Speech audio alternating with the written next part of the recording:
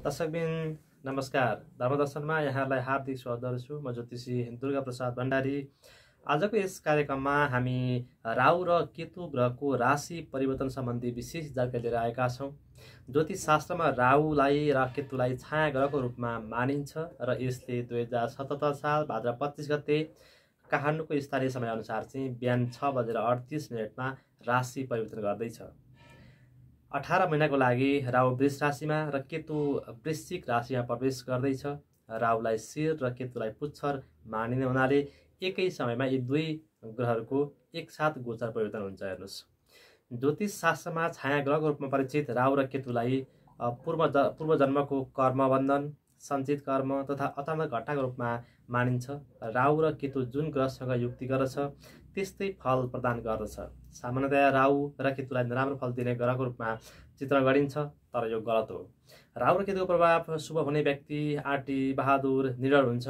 राजनीति, फिल्मी जगत, शेयर बजार, यात्रा तथा गैर कानुनी काममा पनि राहु र केतुलाई विशेष रूपमा हेरिन्छ। र राहु 25 गते बिहान 6:38 राशि परिवर्तन गरेर राहु वृषमा र केतु वृश्चिकमा जाँदै गर्दाखेरि यसले के कस्तो प्रभाव पार्दछ भन्ने कुराको बारेमा हामी विशेष चर्चा गरिरहेका छौँ।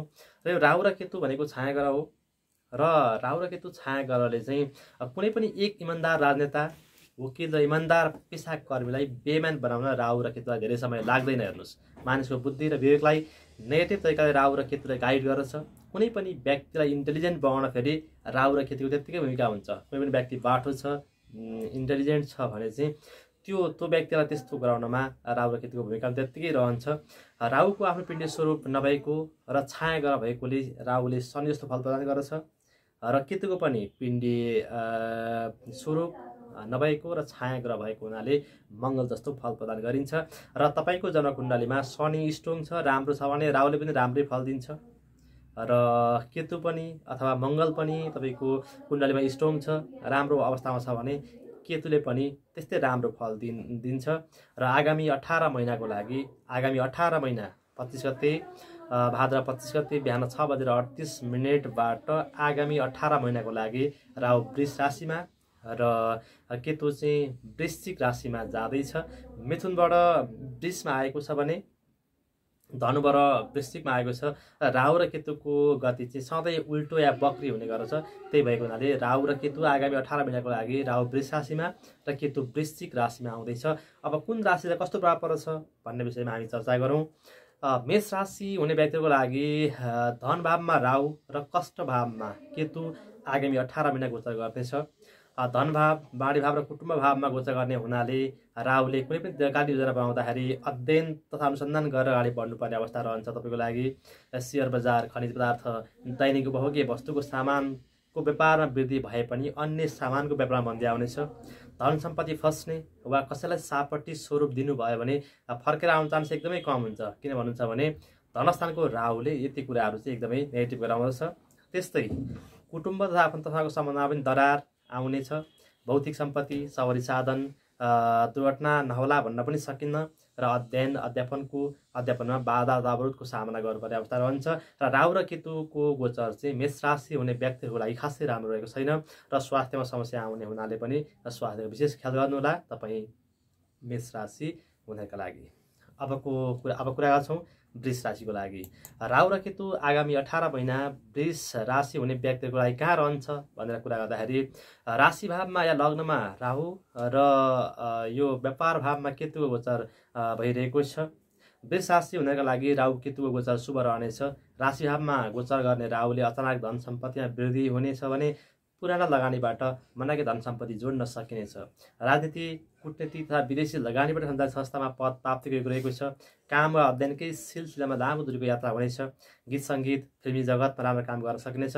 तर पनि यो वृष राशिका लागि चाहिँ पति पत्नी बिचको सम्बन्धमा समस्या पैदा गर्ने र साझेदारी व्यवसायमा चाहिँ साझेदारहरूबिच मनमुटाव सिर्जना हुने गराउँदछ तपाईँको लागि राहु र केतुले। त्यस्तै वृष राशिका व्यक्तिहरूलाई आगामी 18 महिना राहु र केतुको गोचर कस्तो रहन्छ भन्ने कुरा गर्दाखेरि चाहिँ विदेश तथा खर्च भावमा राहु गोचर गरिरहेको छ। विदेश भाव र खर्च भावमा राहु गोचर गरिरहेको छ भने प्रतिस्पर्धा भावमा केतु गोचर गरिरहेको छ। खर्च भावमा गोचर गर्ने राहुले अध्ययन कामको सिलसिलामा विदेश यात्रा हुनेछ भने राजनीति, कूटनीति तथा परराष्ट्रमा काम गर्नेहरूका लागि समय राम्रो रहेको छ। बढुवा हुने, सुगम स्थानमा स्थानान्तरण हुने गतिलो योग रहेको छ। विदेशी सञ्चालित संस्थाहरूमा काम पाउने तथा विदेशी सामानको व्यापार व्यवसायमा वृद्धि हुनेछ।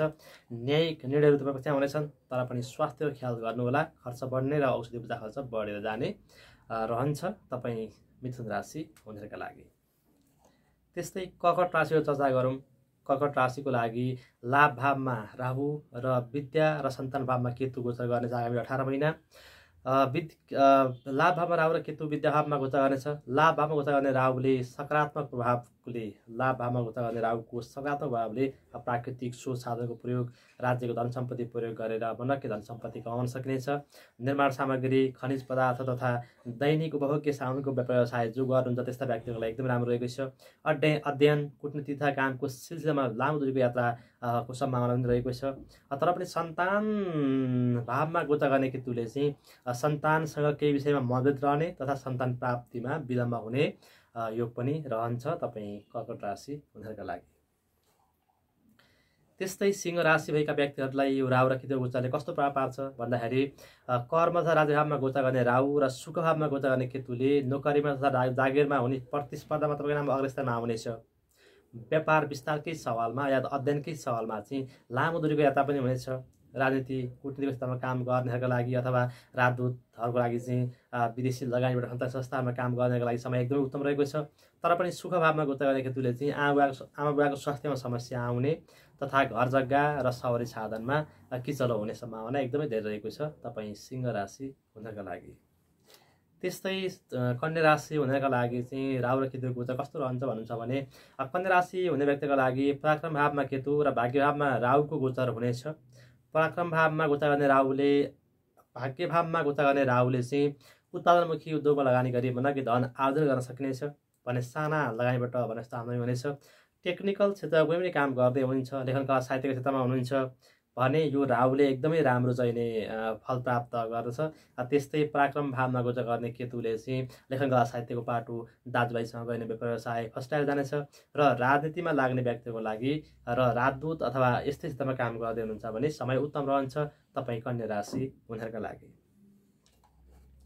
त्यस्तै तुला राशि हुने व्यक्तिको लागि आगामी 18 महिना राहु र केतुको गोचर कस्तो रहन्छ अथवा प्रभाव कस्तो रहन्छ भन्दाखेरि चाहिँ तुला राशि हुने व्यक्तिको लागि आगामी 18 महिना राहु धन भाव राहु 18 महिना कष्ट भावमा राहु र धन भावमा केतुको गोचर गर्नेछ। ऋण, रोग तथा शत्रुको सामना गर्नुपर्ने, सङ्कटको सामना गर्नुपर्ने, आर्थिक व्यवस्थापन गर्न जाँदाखेरि समय प्रतिकूल बन्नेछ। स्वास्थ्य सम्बन्धी पुराना समस्याहरू पुनः बल्झनेछन्। व्यापारमा मन्दी आउनेछ भने भौतिक तथा सवारी साधन प्रयोग गर्दा एकदमै ध्यान दिनु जरुरी रहन्छ। अचानक धन सम्पत्तिहरू प्राप्त भए पनि कुटुम्ब तथा आफन्तहरूको सम्बन्ध भने आफन्तसँगको सम्बन्ध भने बिग्रिन सक्छ तपाईँ तुला राशि हुनेका लागि। र स्वास्थ्य सम्बन्धी समस्या पनि आउने योग रहन्छ तपाईँ तुला राशि हुनेका लागि। त्यस्तै वृश्चिक राशि हुने व्यक्तिहरूको लागि आगामी 18 महिना कस्तो रहन्छ त भन्दाखेरि वृश्चिक राशि हुनेका लागि व्यापार भावमा राहु र राशिमा केतु 18 महिनासम्म गोचर गर्नेछ। व्यापार भावमा गोचर गर्ने राहुले व्यापार व्यवसायमा अचानक वृद्धि हुने तथा दैनिक उपभोग्य, औषधिजन्य र निर्माण सामग्रीको व्यापार व्यवसायमा बाट मनकी धन सम्पत्ति कमाउन सकिनेछ। अध्ययन कामको सिलसिलामा लामो दूरीको यात्रा हुनेछ। तर पनि केतुको प्रभावले मनोबल कमजोर हुने, पारिवारिक सम्बन्धमा दरार आउने तथा आफ्नो संस्कार भुल्दा, आफ्नो संस्कार, संस्कृति, रीतिरिवाज भुल्दाखेरि दुःख पनि पाइनेछ तपाईँ वृश्चिक राशि हुनेहरूका लागि। त्यस्तै धनु राशि हुने व्यक्तिको लागि आगामी 18 महिना राहु र केतु कस्तो गोचर रहन्छ भन्दाखेरि विशेष गरेर राहु चाहिँ तपाईँको प्रतिस्पर्धा भावमा र केतु चाहिँ विदेश भावमा गोचर गरिरहेको छ। अध्ययन तथा नोकरीमा हुने प्रतिस्पर्धा तपाईँलाई अग्रस्थानमा आउनेछ। हार्डवेयर तथा निर्माण सामग्रीको व्यापार व्यवसायमा अचानक वृद्धि भई प्रशस्त धन सम्पत्ति जोड्न सकिनेछ। लामो समयदेखि रोकिएर बसेका कामहरू सम्पादन हुने तथा न्यायिक निर्णयहरू तपाईँ पक्षमा आउनेछन्। व्यापार विस्तार, अध्ययन या राजनैतिक कामको लागि यात्रा हुनेछ। तर पनि स्वास्थ्य सम्बन्धी समस्या आई खर्च बढ्ने योग रहेको छ तपाईँ धनु राशि हुनेका लागि। त्यस्तै मकर राशि हुने व्यक्तिहरूको लागि आगामी 18 महिना राहु र केतुको गोचर कस्तो रहन्छ भन्दाखेरि मकर राशि हुनका लागि चाहिँ सन्तान भावमा राहु र लाभ भावमा केतु आगामी 18 महिना गोचर गर्नेछ। प्राकृतिक सुसाधन, सुन चाँदी, खनिज पदार्थ सम्बन्धी सामानको व्यापार व्यवसाय गर्नेहरूले मनागे धन सम्पत्ति गर्न सक्नेछन्। राज्यको नजिक रही काम गर्ने वा राज्यको मेकानिजमभित्र बसेर काम गर्नेहरूको लागि समयले साथ दिनेछ। लामो दूरीको धार्मिक तथा शैक्षिक यात्राको योग पनि रहेको छ, तर पनि सन्तान तथा आफन्तसँग सैद्धान्तिक मतभेद भने रहनेछ तपाईँ मकर राशि हुनेका लागि। त्यस्तै कुम्भ राशि हुने व्यक्तिको लागि आगामी 18 महिना राहु र केतु कस्तो गोचर रहनेछ भन्दाखेरि कुम्भ राशि हुनेका लागि शुभ भावमा राहु र कर भावमा केतु आगामी 18 महिना गोचर गर्नेछ। राज्य भावमा गोचर गर्ने केतुको कारणले छोटो समयको लागि राज्यबाट पद प्राप्तिको योग रहेको छ भने राज्यको मेकानिजमभित्र बसेर जो व्यक्तिहरू काम गर्नुहुन्छ त्यस्ता व्यक्तिहरूको लागि चाहिँ राज्यबाट धन तथा सम्पत्ति प्राप्त हुनेछ। राजनीतिकर्मी, राजदूत तथा विदेशी लगानीबाट सञ्चालित संस्थामा काम गर्नेहरूका लागि समय उत्तम रहेको छ, तर पनि सुख भावमा गोचर गर्ने केतुले चाहिँ आमा वा बुवाको स्वास्थ्य समस्या आउने तथा औषधि उपचार खर्च बढेर जानेछ। त्यस्तै घर जग्गा सम्बन्धी मुद्दा मामिलामा सामेल हुनुपर्नेछ र सवारी साधन चलाउँदाखेरि चाहिँ विशेष ध्यान दिनुपर्नेछ आगामी 18 महिना तपाईँ कुम्भ राशि हुनेका लागि। त्यस्तै अन्तिम राशि मीन राशिको कुरा गरौँ। मीन राशि हुने व्यक्तिको लागि आगामी 18 महिना राहु र केतु गोचर कहाँ कस्तो अवस्थामा रहन्छ भन्दाखेरि चाहिँ पराक्रम भावमा राहु र धर्म भावमा केतु गोचर आगामी 18 महिना रहनेछ। न्यायिक निर्णयहरू तपाईँ पक्षमा फैसला हुनेछन्। सामाजिक सञ्जाल तथा प्रविधिको प्रयोग मार्फत आफ्नो भनाइहरू जनमानसमा पटक पटक लैजान सकिनेछ। लामो दूरीको शैक्षिक तथा धार्मिक यात्राको प्रशस्त सम्भावना रहेको छ। अध्ययन तथा खोजीमूलक काममा या तपाईँको क्षेत्रमा रुचि बढ्नेछ। उत्पादनमुखी निर्माण सामग्री र औषधिजन्य उद्योगमा लगानी बढाई मनागे धन सम्पत्ति कमाउन सकिनेछ तपाईँ मीन राशि हुनेहरूका लागि। दर्शकबिन हामीले यस कार्यक्रममा चाहिँ 2077 साल भाद्र 25 गते बिहान 6:38 राहुले राशि परिवर्तन गर्दैछ भन्ने कुराहरूको बारेमा विशेष जानकारी दियौँ र कुन राशिलाई के लाभ हुन्छ, कुन राशिलाई घाटा हुन्छ, कुन राशिलाई चाहिँ नाफा हुन्छ भन्ने पनि विशेष जानकारी दियौँ र यो कोरोना कहरको बिचमा पनि हामीले राहु र केतुको गोचरले कस्तो प्रभाव पार्छ भन्ने कुरा जानकारी दियौँ र जुन व्यक्तिहरूलाई स्वास्थ्य सम्बन्धी समस्याहरू भनिएको छ ती व्यक्तिहरूले विशेष गरेर अलिकति स्वास्थ्य ख्याल गर्नुपर्ने अवस्था रहन्छ भन्दै आजको यस कार्यक्रमबाट हामी बिदा दिन चाहन्छौँ। र अन्तमा हाम्रा कार्यक्रमहरू तपाईँलाई कस्ता लाग्छन् तल कमेन्ट बक्समा सल्लाह सुझाव र प्रतिक्रिया दिनुहोला र राम्रो लाग्छ भने लाइक, कमेन्ट तथा सामाजिक सञ्जालमा सेयर पनि गर्नुहोला र हाम्रो युट्युब च्यानललाई सब्सक्राइब गर्नुभएको छैन भने सब्सक्राइब गरेर छेउमा रहेको बेल आइकनलाई दबाउनुहोला भन्दै म ज्योतिषी दुर्गा प्रसाद बिदा चाहन्छु। नमस्कार, शुभ दिन।